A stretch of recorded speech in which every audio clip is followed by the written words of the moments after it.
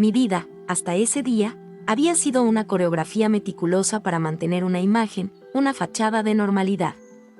Me llamo Clara, y llevo casada con Mateo casi 10 años. Lo conocí en la universidad, en Barcelona. Él era el chico guapo de la clase de Derecho, el que siempre tenía una respuesta inteligente, el que sonreía con esa picardía que a todas nos encantaba. Yo, más reservada, estudiaba historia del arte, con la cabeza llena de sueños y la ilusión de un futuro brillante. Nos enamoramos rápido, un torbellino de pasión que me arrastró sin darme cuenta de los pequeños detalles que, con el tiempo, se convertirían en grietas profundas. Al principio, Mateo era el hombre perfecto. Atento, cariñoso, siempre pendiente de mí. Me hacía sentir especial, única. Me hablaba de construir un imperio juntos, de una vida llena de éxito y felicidad. Yo, ingenua, me dejé llevar por sus palabras, por su carisma. Nuestros padres se conocieron. Su familia, los Alcántara, era de una tradición muy arraigada, de esas que valoran el apellido, las apariencias. Su madre, doña Pilar, una mujer de una elegancia fría, me recibió con una sonrisa educada, pero sus ojos me escudriñaban, como si intentara leer mi alma, o quizás, mi historial de vida.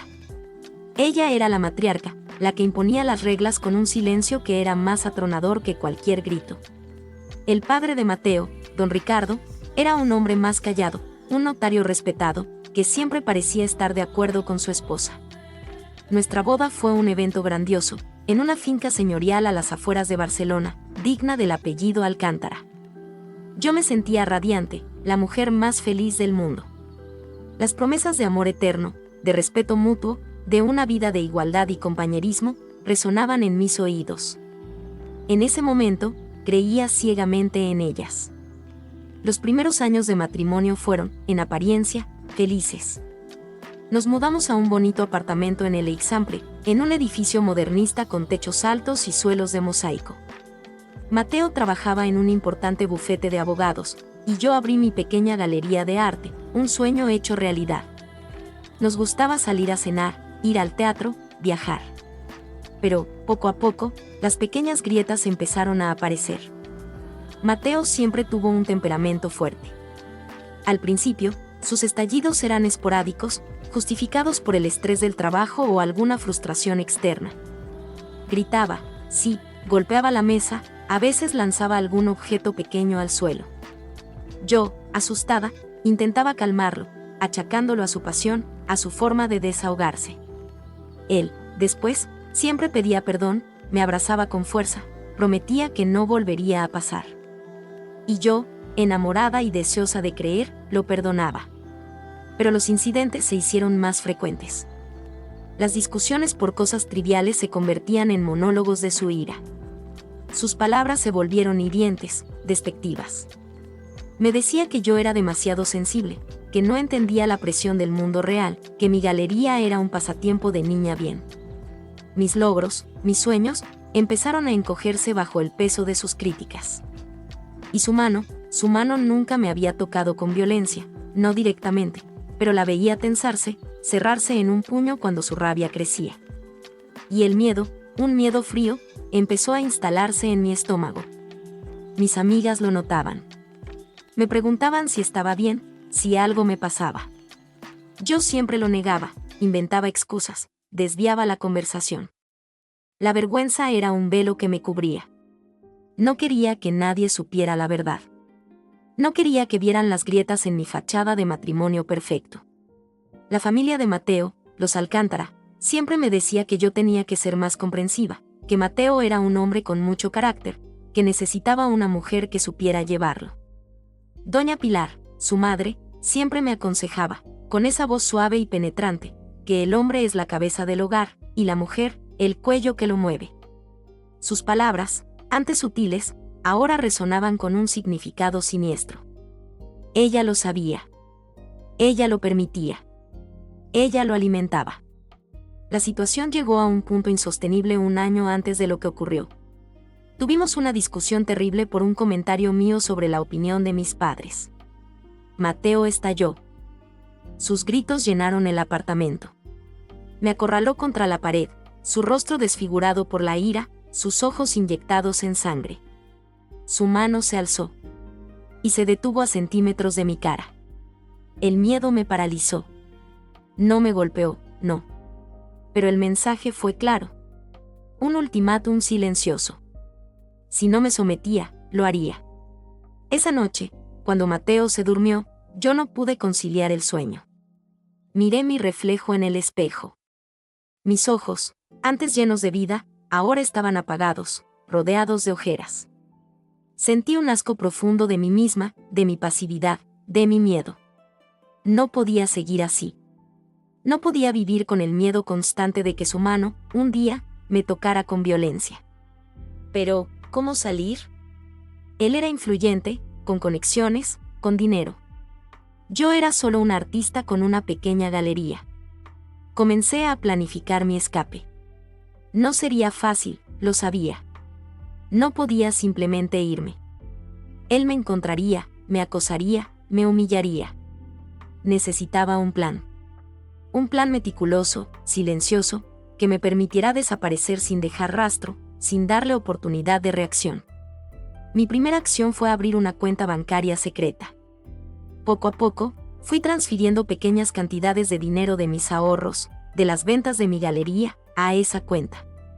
Cantidades que no llamaran la atención, que pasaran desapercibidas. Era un goteo lento, pero constante. Luego, empecé a documentar. No tenía pruebas de agresiones físicas, no. Pero sí de su control, de sus amenazas veladas, de sus estallidos de ira. Instalé una pequeña grabadora en mi galería, en mi estudio, en mi bolso. Grababa nuestras conversaciones, sus monólogos de furia, sus críticas, sus humillaciones. Al principio, me sentía culpable, como una espía. Pero luego, la necesidad de protegerme fue más fuerte. Cada grabación era una prueba, una pieza de mi libertad. También me puse en contacto con una asociación de ayuda a mujeres víctimas de violencia de género. No les conté mi caso directamente, no. Fui de forma anónima a algunas charlas, a algunas sesiones informativas. Aprendí sobre los patrones de comportamiento de los maltratadores, sobre las fases del abuso, sobre la importancia de tener un plan de salida, sobre los recursos legales disponibles. Me di cuenta de que mi caso no era único. Que muchas mujeres pasaban por lo mismo. Y que la mayoría de ellas, como yo, guardaban silencio por vergüenza, por miedo, por amor. Una de las abogadas de la asociación, una mujer llamada Laura, de unos 50 años, con una mirada fuerte y compasiva, me dio un consejo clave: si un hombre levanta la mano una vez, lo hará de nuevo. Y la siguiente vez, la violencia será mayor. Y si la violencia no es física, sino psicológica, la herida es igual de profunda. Tienes que protegerte. Y tienes que ser inteligente. Me dijo que, en casos como el mío, donde el agresor era influyente, la clave era la evidencia. Evidencia irrefutable. Y un plan para hacerla pública en el momento adecuado. Laura me habló de una estrategia. Una que utilizaban en casos extremos, cuando la víctima necesitaba una salida definitiva, sin vuelta atrás. Una estrategia que implicaba una confrontación pública, un escenario donde el agresor se desenmascararía a sí mismo, frente a testigos, dejando pruebas irrefutables de su violencia. El riesgo era inmenso, sí. Pero la recompensa, la libertad, era invaluable. Al principio, la idea me aterrorizó. ¿Una confrontación pública? ¿Exponer mi vida, mi vergüenza, a los ojos de todos? Pero luego, la desesperación fue más fuerte. Y la rabia. La rabia de que él, Mateo, viviera impunemente, mientras yo me ahogaba en el miedo. Decidí que lo haría. Decidí que lo desenmascararía. Y que no sería yo la que huiría en silencio. Los meses pasaron. Yo seguía acumulando pruebas, grabando, documentando. Y mi plan se fue perfeccionando. Elegí el escenario. La cena de Navidad en casa de los Alcántara, en la finca familiar. Sería un evento grande, con toda la familia, con sus socios, con gente influyente. El lugar perfecto para que Mateo se desenmascarara a sí mismo. Me preparé para ello. No solo emocionalmente, sino también logísticamente. Compré un teléfono pequeño, desechable, con una línea nueva, solo para una llamada. Lo oculté en un compartimento secreto de mi bolso. Me aseguré de que mi pasaporte, mi dinero en efectivo y una pequeña maleta con lo esencial estuvieran listos, escondidos en un lugar seguro fuera de casa. También, y esto fue lo más difícil, contacté en secreto con un amigo de confianza, Juan, un fotógrafo de prensa que me debía un favor. Le pedí que estuviera atento a una señal, a una llamada. Que si la recibía, viniera de inmediato, con su cámara, a la finca. No le di más detalles, solo que sería algo importante, algo que cambiaría su carrera. Él, intrigado, aceptó. La tensión en los días previos a la cena era palpable. Mateo estaba más nervioso de lo habitual, absorto en los preparativos del evento. Doña Pilar, su madre, me recordaba constantemente la importancia de la imagen, de la familia unida. Yo sonreía, asentía, pero mi mente estaba en el plan. Llegó el día de la cena. Me vestí con un vestido elegante, de color oscuro, que disimulaba mi delgadez. Me maquillé con cuidado, intentando ocultar las ojeras, la tensión en mis ojos. Cuando llegamos a la finca, la casa estaba iluminada, llena de risas, de conversaciones, de la algarabía de la familia. Me sentía como una actriz en una obra de teatro, interpretando mi papel de esposa perfecta. La cena transcurrió con la habitual superficialidad de estos eventos. Conversaciones triviales, brindis forzados, sonrisas vacías. Mateo, a mi lado, era el anfitrión perfecto, encantador, carismático. Pero yo notaba la tensión en su mandíbula, en sus ojos. Sabía que su ira estaba latente, esperando el momento de explotar. La conversación, de alguna manera, derivó hacia un tema político, algo que yo, ingenuamente, comenté. Expresé una opinión que no coincidía con la de Mateo, o con la de su padre, don Ricardo, que era un hombre de derechas. Los ojos de Mateo se endurecieron. Su voz se volvió más cortante. Me corrigió, me interrumpió, intentando hacerme sentir tonta, inferior. La vieja táctica. Yo, en lugar de callar, como solía hacer, lo miré a los ojos. Y, con una calma que me sorprendió a mí misma, le mantuve la mirada. Y le rebatí su argumento. Con hechos, con lógica. Mi voz, aunque tranquila, era firme, sin titubeos. Sentí que la sangre se me helaba, pero no me detuve. El silencio se hizo denso en la mesa. Las conversaciones se apagaron. Todos nos miraban. Doña Pilar, su madre, me lanzó una mirada de reproche, una advertencia silenciosa. Mateo, mi esposo, se puso pálido, su mandíbula se tensó, sus ojos se inyectaron en sangre. Su sonrisa se desvaneció, revelando la bestia que yo ya conocía.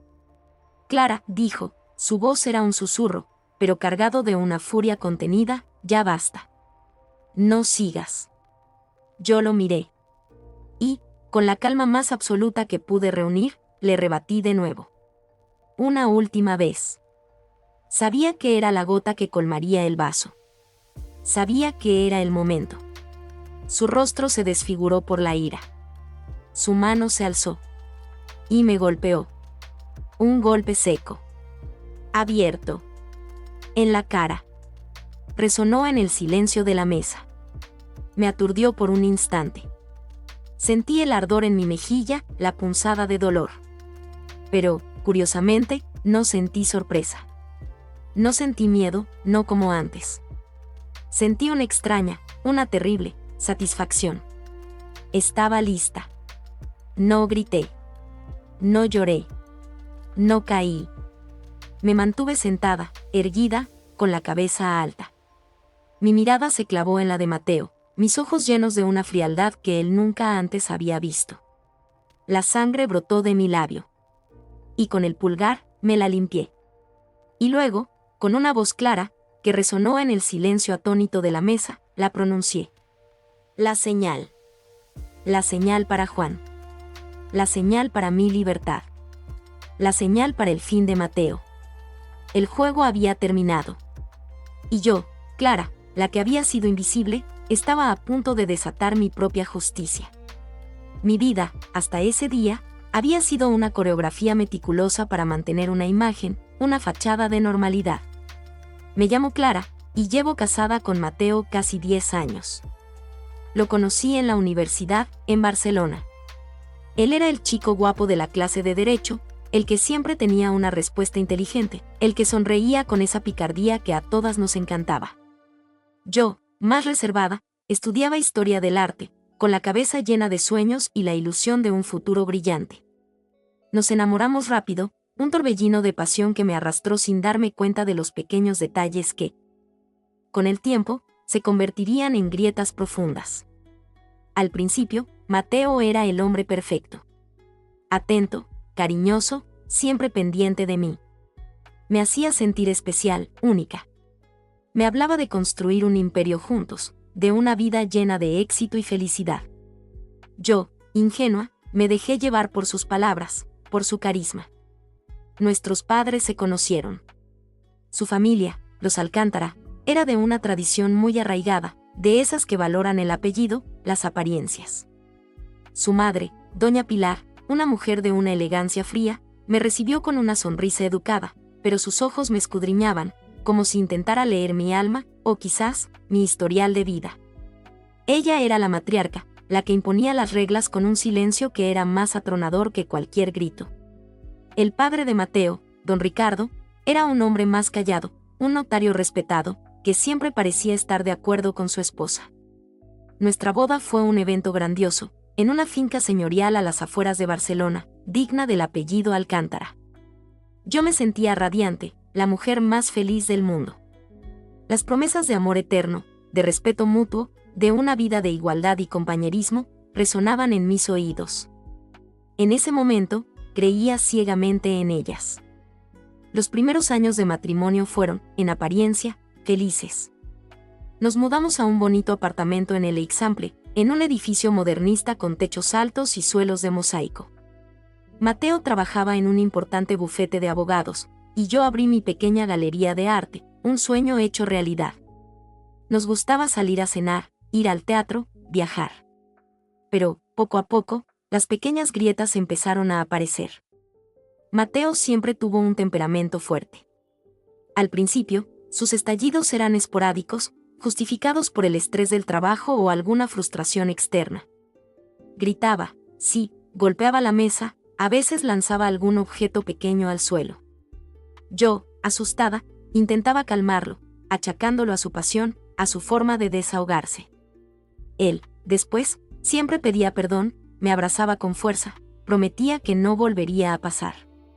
Y yo, enamorada y deseosa de creer, lo perdonaba. Pero los incidentes se hicieron más frecuentes. Las discusiones por cosas triviales se convertían en monólogos de su ira.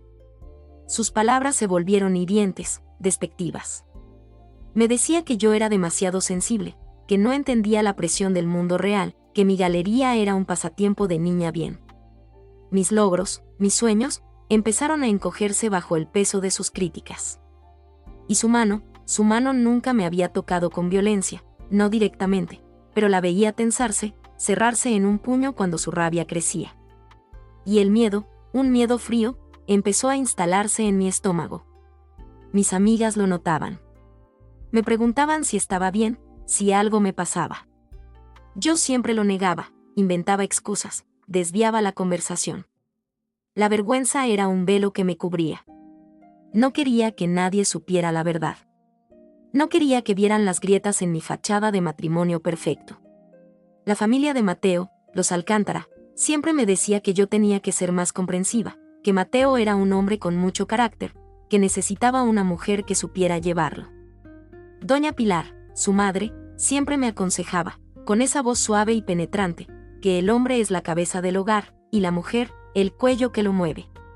Sus palabras, antes sutiles, ahora resonaban con un significado siniestro.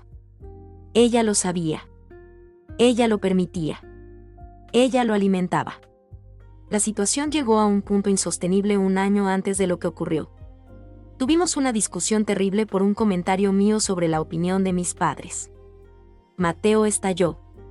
Sus gritos llenaron el apartamento. Me acorraló contra la pared, su rostro desfigurado por la ira, sus ojos inyectados en sangre. Su mano se alzó y se detuvo a centímetros de mi cara. El miedo me paralizó. No me golpeó, no. Pero el mensaje fue claro. Un ultimátum silencioso. Si no me sometía, lo haría. Esa noche, cuando Mateo se durmió, yo no pude conciliar el sueño. Miré mi reflejo en el espejo. Mis ojos, antes llenos de vida, ahora estaban apagados, rodeados de ojeras. Sentí un asco profundo de mí misma, de mi pasividad, de mi miedo. No podía seguir así. No podía vivir con el miedo constante de que su mano, un día, me tocara con violencia. Pero, ¿cómo salir? Él era influyente, con conexiones, con dinero.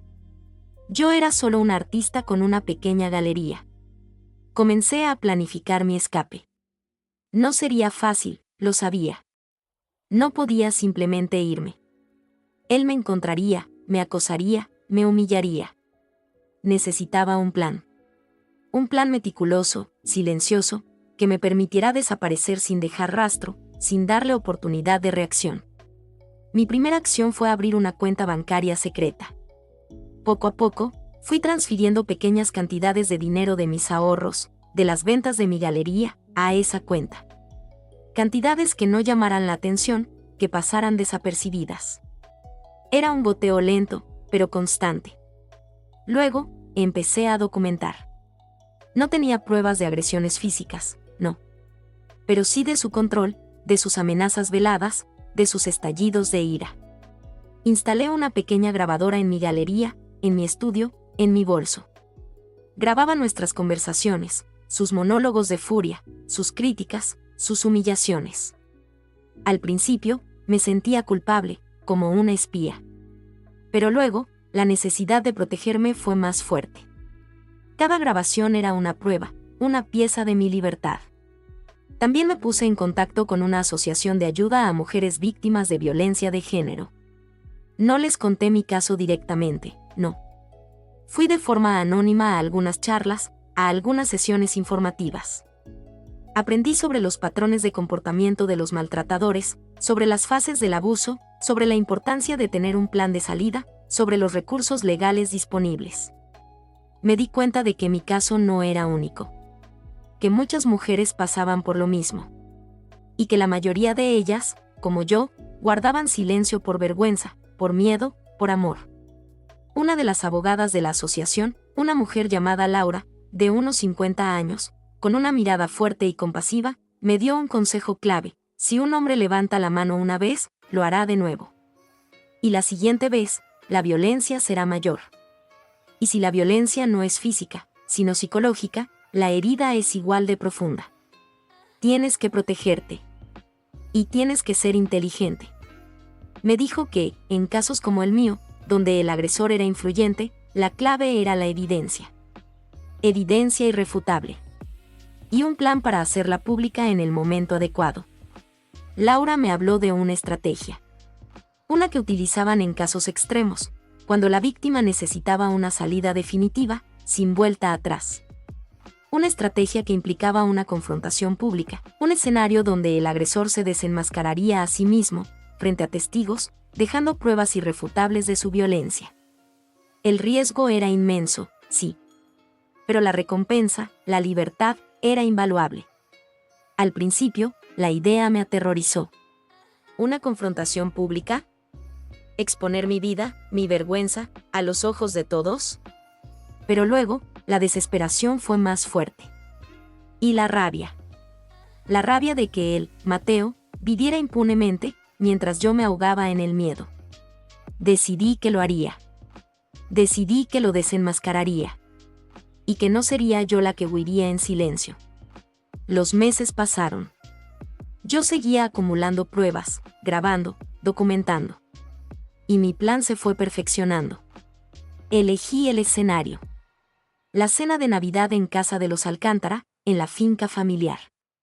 Sería un evento grande, con toda la familia, con sus socios, con gente influyente. El lugar perfecto para que Mateo se desenmascarara a sí mismo. Me preparé para ello. No solo emocionalmente, sino también logísticamente. Compré un teléfono pequeño, desechable, con una línea nueva, solo para una llamada. Lo oculté en un compartimento secreto de mi bolso. Me aseguré de que mi pasaporte, mi dinero en efectivo y una pequeña maleta con lo esencial estuvieran listos, escondidos en un lugar seguro fuera de casa. También, y esto fue lo más difícil, contacté en secreto con un amigo de confianza, Juan, un fotógrafo de prensa que me debía un favor. Le pedí que estuviera atento a una señal, a una llamada. Que si la recibía, viniera de inmediato, con su cámara, a la finca. No le di más detalles, solo que sería algo importante, algo que cambiaría su carrera. Él, intrigado, aceptó. La tensión en los días previos a la cena era palpable. Mateo estaba más nervioso de lo habitual, absorto en los preparativos del evento. Doña Pilar, su madre, me recordaba constantemente la importancia de la imagen, de la familia unida. Yo sonreía, asentía, pero mi mente estaba en el plan. Llegó el día de la cena. Me vestí con un vestido elegante, de color oscuro, que disimulaba mi delgadez. Me maquillé con cuidado, intentando ocultar las ojeras, la tensión en mis ojos. Cuando llegamos a la finca, la casa estaba iluminada, llena de risas, de conversaciones, de la algarabía de la familia. Me sentía como una actriz en una obra de teatro, interpretando mi papel de esposa perfecta. La cena transcurrió con la habitual superficialidad de estos eventos. Conversaciones triviales, brindis forzados, sonrisas vacías. Mateo, a mi lado, era el anfitrión perfecto, encantador, carismático. Pero yo notaba la tensión en su mandíbula, en sus ojos. Sabía que su ira estaba latente, esperando el momento de explotar. La conversación, de alguna manera, derivó hacia un tema político, algo que yo, ingenuamente, comenté. Expresé una opinión que no coincidía con la de Mateo, o con la de su padre, don Ricardo, que era un hombre de derechas. Los ojos de Mateo se endurecieron. Su voz se volvió más cortante. Me corrigió, me interrumpió, intentando hacerme sentir tonta, inferior. La vieja táctica. Yo, en lugar de callar, como solía hacer, lo miré a los ojos. Y, con una calma que me sorprendió a mí misma, le mantuve la mirada. Y le rebatí su argumento. Con hechos, con lógica. Mi voz, aunque tranquila, era firme, sin titubeos. Sentí que la sangre se me helaba, pero no me detuve. El silencio se hizo denso en la mesa. Las conversaciones se apagaron. Todos nos miraban. Doña Pilar, su madre, me lanzó una mirada de reproche, una advertencia silenciosa. Mateo, mi esposo, se puso pálido, su mandíbula se tensó, sus ojos se inyectaron en sangre. Su sonrisa se desvaneció, revelando la bestia que yo ya conocía. Clara, dijo, su voz era un susurro, pero cargado de una furia contenida, ya basta. No sigas. Yo lo miré. Y, con la calma más absoluta que pude reunir, le rebatí de nuevo. Una última vez. Sabía que era la gota que colmaría el vaso. Sabía que era el momento. Su rostro se desfiguró por la ira. Su mano se alzó. Y me golpeó. Un golpe seco. Abierto. En la cara. Resonó en el silencio de la mesa. Me aturdió por un instante. Sentí el ardor en mi mejilla, la punzada de dolor. Pero, curiosamente, no sentí sorpresa. No sentí miedo, no como antes. Sentí una extraña, una terrible, satisfacción. Estaba lista. No grité. No lloré. No caí. Me mantuve sentada, erguida, con la cabeza alta. Mi mirada se clavó en la de Mateo, mis ojos llenos de una frialdad que él nunca antes había visto. La sangre brotó de mi labio. Y con el pulgar, me la limpié. Y luego, con una voz clara, que resonó en el silencio atónito de la mesa, la pronuncié. La señal. La señal para Juan. La señal para mi libertad. La señal para el fin de Mateo. El juego había terminado. Y yo, Clara, la que había sido invisible, estaba a punto de desatar mi propia justicia. El golpe resonó en el silencio atónito de la mesa. No fue un golpe para derribarme, no. Fue un golpe para dominarme, para someterme, para recordarme mi lugar. Pero lo que Mateo no sabía era que esa misma mano que se alzó contra mí había liberado la jaula. El ardor en mi mejilla, la punzada de dolor en mi labio, no me importaron. En lugar de eso, una extraña euforia me invadió. Había pasado. Finalmente, había pruebas. Y el plan, mi meticuloso plan, estaba en marcha. Los segundos que siguieron al golpe se estiraron, eternos. El silencio era total, tan denso que casi se podía cortar con un cuchillo. Las miradas de los presentes se clavaron en mí, en mi rostro, en la sangre que brotaba de mi labio. Los vi a todos, a mis suegros, doña Pilar y don Ricardo, con sus rostros pálidos, sus ojos desorbitados por el horror, a los socios de Mateo, con una mezcla de sorpresa y vergüenza, a los amigos, algunos con incredulidad, otros con una rabia silenciosa. Y a Mateo, su mano aún en el aire, su rostro desfigurado por la ira, pero con una chispa de pánico en sus ojos. Él lo sabía. Sabía que había cruzado una línea que no podía borrar. No grité. No lloré. No caí. Me mantuve sentada, erguida, con la cabeza alta, mi mirada clavada en la suya. La frialdad en mis ojos debió de ser un espejo de la suya. Lentamente, con una calma que me sorprendió a mí misma, levanté el pulgar y me limpié la sangre del labio. El gesto fue una declaración, un desafío silencioso. No era una víctima. Era una contendiente. Y luego, con una voz clara y resonante que llenó el silencio de la finca, pronuncié la señal. La señal que activaría la siguiente fase de mi plan. Juan, exclamé, mi voz sin titubeos, ahora. En ese instante, la puerta principal del salón se abrió de golpe. Y Juan, mi amigo fotógrafo, entró. No solo él. Lo acompañaban 2 hombres más, uno con una cámara de video y otro con un micrófono de solapa. Eran periodistas. Sus ojos, a pesar de la sorpresa general, brillaban con la excitación de una exclusiva. No perdieron el tiempo. Las cámaras empezaron a flashear, la de Juan más insistentemente que las otras, capturando cada detalle de la escena. El caos se desató. La mesa se convirtió en un torbellino de movimiento. Doña Pilar soltó un grito ahogado y se desmayó en los brazos de don Ricardo. Los socios de Mateo intentaron apartar las cámaras, gritando, cubriendo sus rostros. Los amigos se levantaron, algunos intentando ayudarme, otros intentando entender. Mateo, su rostro blanco como el papel, se lanzó hacia mí, su mano nuevamente en el aire. «Clara, ¿qué haces?», me gritó, con una mezcla de ira y desesperación. Pero Juan, previendo su movimiento, se interpuso entre nosotros, su cámara enfocada en el rostro desfigurado de Mateo, capturando su furia. «Aquí está la prueba», exclamó Juan a los otros periodistas. Violencia machista en directo. La mujer agredida por su propio marido en una cena familiar. Las palabras de Juan resonaron en el salón, dándole un nombre a la escena, una etiqueta que sellaría el destino de Mateo.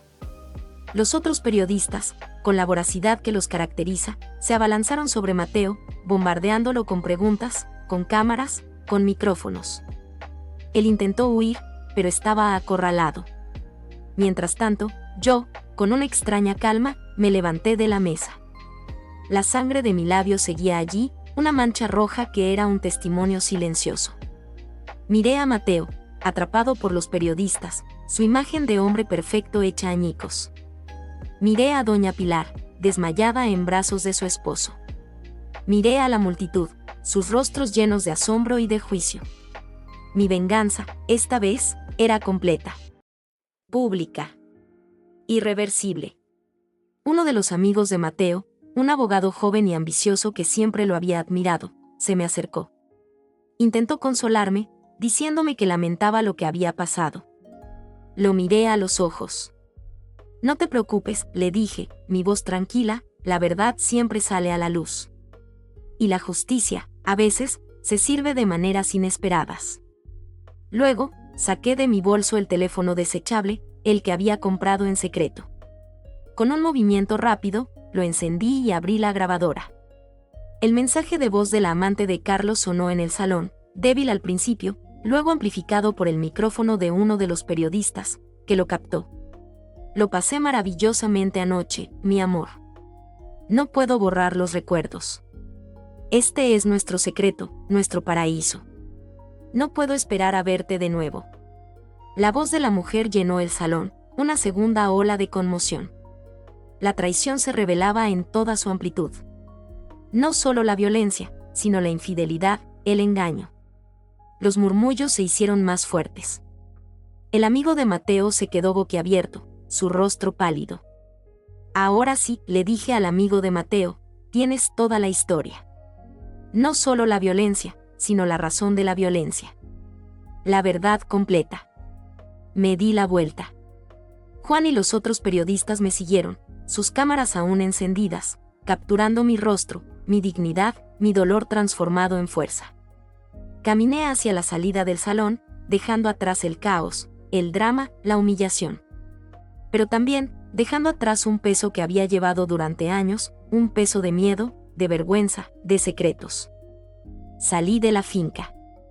El aire de la noche era fresco, un contraste bienvenido con el calor sofocante del salón.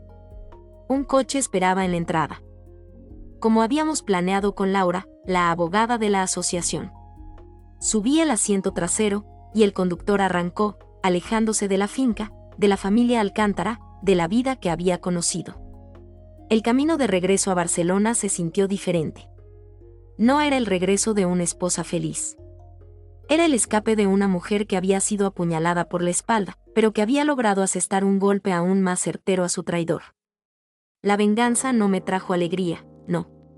Pero me trajo una profunda sensación de cierre. Una prueba de que la verdad, por muy dolorosa que sea, siempre encuentra su camino a la luz. Y que la justicia, a veces, se sirve en el plato de una cena de Navidad. Los días siguientes fueron un torbellino de noticias y reacciones. El video de la agresión se hizo viral, el audio del mensaje de voz se reprodujo una y otra vez en todos los programas de televisión y radio. Mateo se convirtió en el rostro de la violencia machista, un paria social. Su bufete de abogados lo despidió de inmediato, y sus socios, sus amigos, le dieron la espalda. La caída fue brutal y rápida. Mis padres me apoyaron incondicionalmente. Mi madre, al ver la evidencia, lloró de rabia y de tristeza. Mi padre, con su habitual pragmatismo, me aseguró que tendríamos que ir a juicio, que la demanda por agresión sería fuerte. La asociación de Laura me brindó apoyo legal y psicológico, acompañándome en cada paso del camino. El juicio fue mediático. Mateo intentó negar los hechos, alegando que yo lo había provocado, que todo era una conspiración. Pero las pruebas eran irrefutables: el video, el audio, los testimonios de Juan y de los otros periodistas, los testimonios de mis amigos, que no dudaron en apoyarme. Incluso don Ricardo, el padre de Mateo, aunque dolido, testificó en mi favor, confirmando la naturaleza violenta de su hijo. Mateo fue condenado por agresión. La pena fue dura, pero la condena social fue aún peor. Su nombre se convirtió en sinónimo de violencia y traición. Su vida, tal como la conocía, terminó. Yo, Clara, la mujer que había sido invisible, la esposa sumisa, me convertí en una voz. No solo para mí, sino para todas las mujeres que sufrían en silencio. Mi historia se hizo pública, un testimonio de resiliencia y de justicia. Me dediqué a mi galería de arte, que floreció con una nueva energía. Mis obras se llenaron de un significado más profundo, de fuerza, de superación. Colaboré activamente con la Asociación de Laura, utilizando mi experiencia para ayudar a otras mujeres a encontrar su propia voz, a planificar su escape, a denunciar. El dolor de la traición, de los años vividos en la mentira, nunca desapareció por completo. Se convirtió en una cicatriz, un recordatorio. Pero una cicatriz que no me impedía seguir adelante. Mateo, el hombre que me golpeó, se había convertido en un eco lejano, una sombra del pasado. Y yo, Clara, la que había sido invisible, había encontrado mi propia voz, mi propia fuerza, mi propia libertad. Y sabía que mi historia, por dolorosa que fuera, serviría para que otras mujeres no tuvieran que vivir en las sombras. Mi vida, finalmente, era mía.